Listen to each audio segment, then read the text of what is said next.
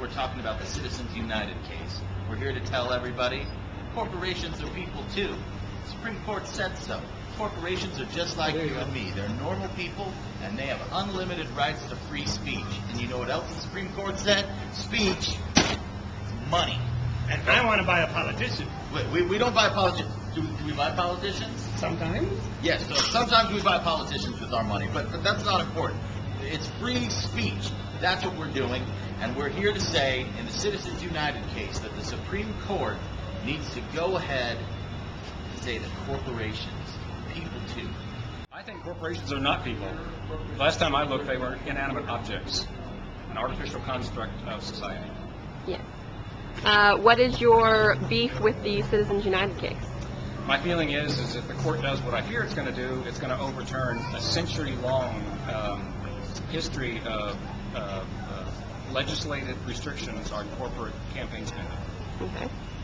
So, what do you imagine would happen if the Supreme Court does overturn this case? What will that do to elections? What will America look like? I think the corporations would further cement their control over the electoral process. They would further distort the message that voters need to hear.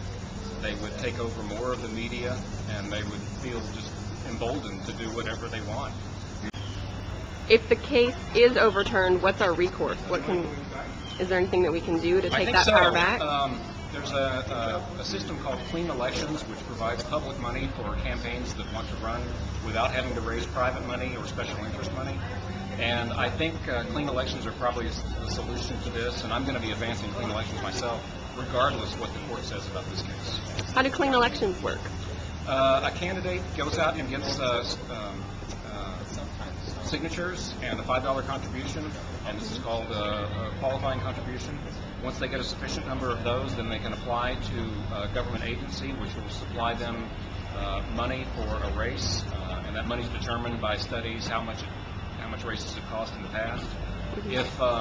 If this candidate gets outspent, there are matching funds available up to a limited amount. We've seen this happen in Arizona and Maine, and in both cases, the majority of the state legislatures in those states have won on clean money.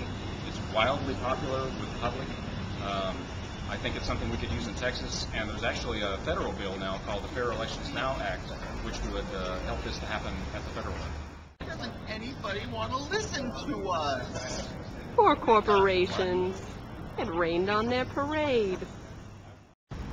If the Supreme Court states that corporations are people and therefore have the same free speech rights as everyone else, the public will be drowned out by corporate money because they have a megaphone of their dollars.